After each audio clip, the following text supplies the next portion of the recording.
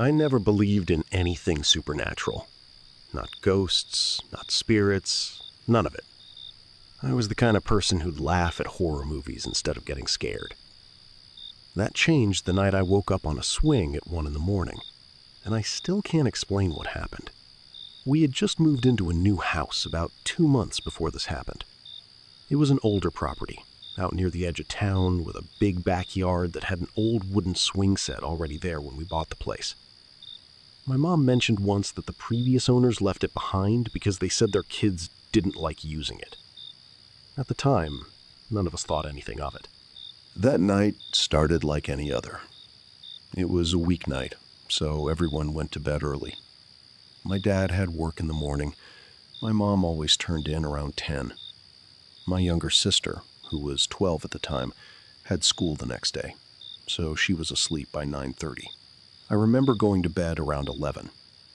I remember checking my phone, seeing it was 11:04, and then putting it down. That's the last clear memory I have before everything gets strange. The next thing I remember is cold air on my face. And moving. A back and forth motion, slow and steady. I opened my eyes, and I was outside, sitting on the swing set in our backyard, gently swinging, barefoot, in my pajamas.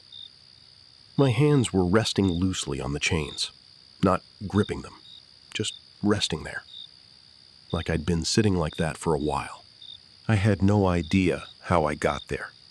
I looked around, completely disoriented, and that's when I saw my mom standing at the back door, in her robe, staring at me, with an expression I had never seen on her face before, somewhere between confusion and pure fear. She told me later that she'd woken up because she thought she heard the back door close. When she checked my room and I wasn't there, she panicked. And when she looked out the kitchen window, she saw me sitting on the swing, moving slowly, just staring straight ahead into the trees at the edge of our yard. She said she called my name 3 times before I responded. When I finally looked at her, she said my face looked empty. Not asleep, not confused in the normal way, just blank. Like I wasn't fully there. I walked back inside with her, and neither of us said much. I remember feeling exhausted, like I'd been awake for hours, even though it had only been a couple of hours since I went to bed. I went back to sleep almost immediately once I was back in my room.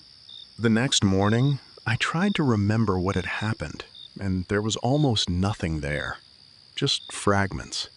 I remembered being asleep, and then I remembered a voice, not loud, not threatening, just calling my name, softly, the way you'd call someone from another room, expecting they'd come.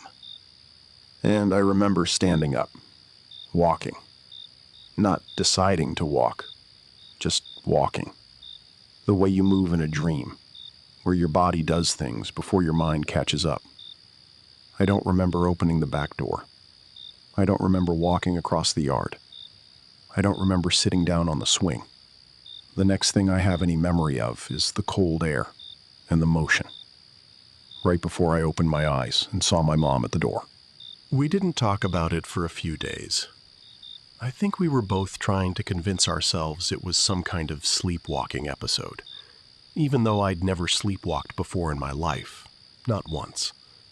About a week later, my mom brought it up to one of our neighbors, an older woman who had lived on that street for almost 30 years. And that's when things got stranger. The neighbor got quiet. Then she asked, carefully, "Did it happen around 1 a.m?" My mom said yes, and asked how she knew. The neighbor told her that the family who lived in our house before us, the ones who left the swing set behind, had a son who used to do the exact same thing, multiple times. Always around the same time, always the same way. Found outside on that swing, awake, but somehow not really awake. She said the family eventually stopped letting their son sleep in his old room, and not long after that, they moved. Nobody in the neighborhood ever asked exactly why. I still live in that house. It's been almost a year since that night, and it hasn't happened again. But I don't sleep as easily as I used to. And some nights, when the house is quiet, I swear I can hear something outside.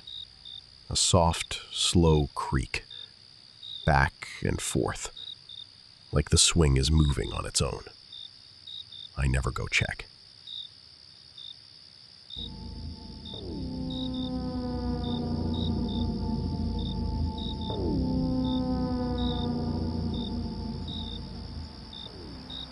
This happened at my grandparents' farmhouse, the summer I was 16. My family used to visit every summer for about 2 weeks. It was a big property, way out from the nearest town, surrounded by fields on almost every side. My grandfather had built a small swing set for us grandkids years earlier, out near the old barn, close to where the tree line started. What I didn't know until after this happened was that my grandparents had a rule about that part of the property. My uncle told me later, after midnight, nobody was supposed to go out near the barn. Ever. My grandparents never explained why. Not to the kids anyway. It was just one of those unspoken family rules you followed without asking questions. I found out the hard way why that rule existed. It was the second week of our visit. That night, everyone had gone to bed fairly early because we'd spent the whole day helping my grandfather with field work, and everybody was exhausted. My parents were asleep by 10:30. My grandparents always turned in around 9. My little cousin, who was staying with us that summer, was asleep before any of us. I remember lying in bed, tired but unable to fall asleep right away. I checked the clock on the nightstand. It read 12:47 a.m. I remember thinking how quiet the house was. Farmhouses are like that at night. No traffic, no city noise, just complete silence. The next thing I clearly remember is a sound. Not loud. A single word, or maybe just my name, spoken so softly I couldn't even be sure I heard it at all. I remember sitting up in bed. I remember my feet on the floor. And then there's a gap. I don't remember walking down the stairs. I don't remember unlocking the back door. I don't remember crossing the yard toward the barn. In the dark. Alone. The next thing I actually remember is my grandmother's voice, very close to my ear, saying my name over and over. Her hand gripping my shoulder hard enough that it left a mark. I was on the swing. It was moving. Not fast, just a slow, steady rhythm, like someone had been pushing it gently for a while. My grandmother told me later that she'd woken up out of nowhere, for no reason she could explain, and had this overwhelming feeling that she needed to check on the kids. When she saw my empty bed, she ran outside without even putting on shoes. She said when she found me, I was swinging with my eyes open, looking straight ahead toward the tree line at the edge of the property.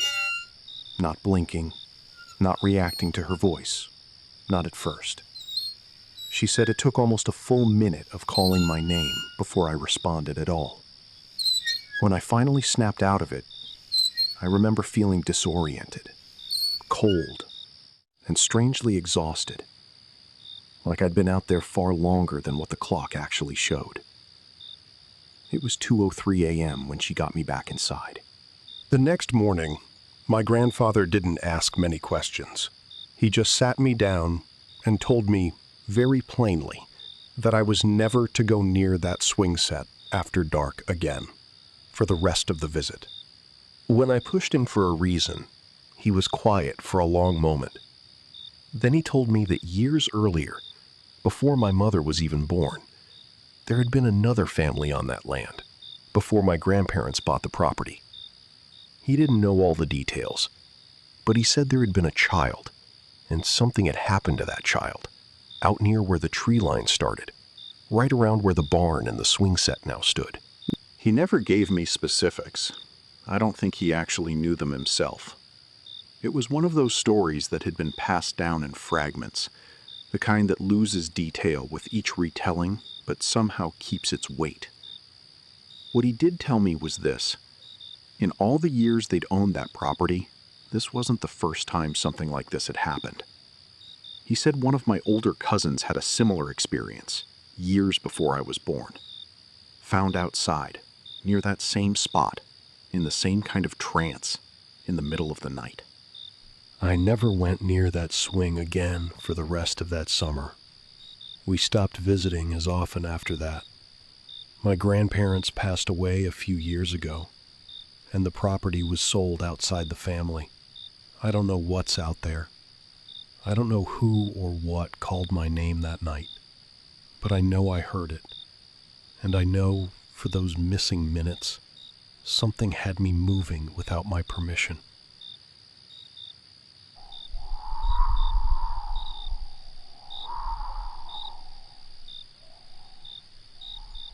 Out of everything that's happened to me, this is the one I still can't fully explain, and honestly, the one that scares me the most, even now, years later. I was 14. We lived in an older neighborhood, one of those streets where most of the houses had been built decades before any of the families currently living in them were even born. Our house had a small backyard with a swing set that had come with the property. My parents never got rid of it because my little sister still used it sometimes. What I didn't know back then was that my parents had gotten a warning about that swing set from the elderly couple who used to live in our house, back when we first moved in. My mom told me, much later, that the previous owners had specifically told her, "Don't let the kids outside after midnight." They didn't explain why. They just said it firmly, almost like it was the one condition of selling the house. My parents never told my sister or me about that warning. I think they didn't want to scare us over what they probably assumed was just an old superstition. The night this happened, we'd had a pretty normal evening. My parents went to bed around 10:30. My sister, who was 9 at the time, fell asleep even earlier, since she'd had a long day. I stayed up a little later than usual, just on my phone in my room, and I remember finally putting it down and going to sleep sometime after 11:30. I don't remember dreaming. I don't remember waking up in my bed at all. The next thing I have any memory of is standing outside, barefoot, in the cold, the swing moving gently beneath me. I was disoriented in a way I can't fully describe. It wasn't like waking up from a normal dream. It felt like I had been somewhere else entirely, and my body had just been dropped back into itself. What I remember most clearly, and what still bothers me the most, is a voice. Right before I became aware of where I was. A voice that called my name. Very close. Almost like it was right next to my ear. Calm. Familiar somehow, even though I couldn't place whose voice it was. And I remember, in that fog, feeling like I needed to go. Like I was being asked to come outside, and some part of me just agreed. I don't remember opening my bedroom door. I don't remember walking through the house. I don't remember unlocking the back door, which, according to my dad, had definitely been locked when he checked it before bed. What snapped me out of it was my dad's voice, loud, right in front of me, both his hands on my shoulders. He told me later he'd woken up around midnight for no clear reason, just an uneasy feeling, and went to check on both me and my sister out of instinct. When he found my bed empty, he said his heart dropped before he even started looking for me. He found me in the backyard, on the swing, moving slowly, in a rhythm that he said looked too even, like something was gently pushing it. My eyes were open.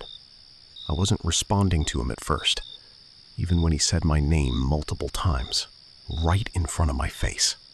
When I finally came back to myself, the first thing I registered was the cold, and then the confusion of not understanding how I'd gotten outside. My dad walked me back into the house without saying much.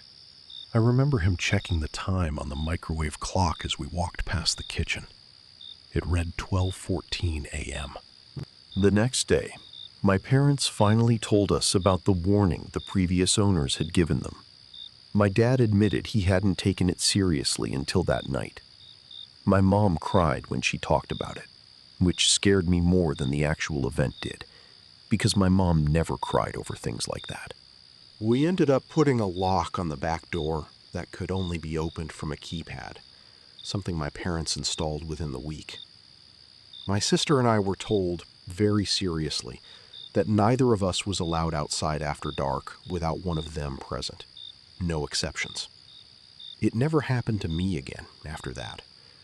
But about a year later, my sister told me, quietly, almost like she was embarrassed to say it, that she'd had a dream where someone was calling her name from the backyard. She never went outside, but she said she woke up standing at her bedroom door, hand on the doorknob. And I know, to this day, neither my sister nor I have ever gone near a swing set alone after dark again. 3 families, 3 swing sets, 3 voices in the dark that none of them can explain. If you have your own true story, something that happened to you or someone in your family that still doesn't have an explanation, leave it in the comments below.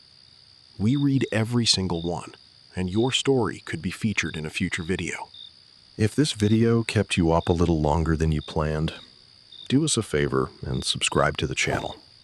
We post new true horror stories every week, and trust me, you don't want to miss what's coming next. Stay safe tonight, and maybe, just maybe, stay away from the swings.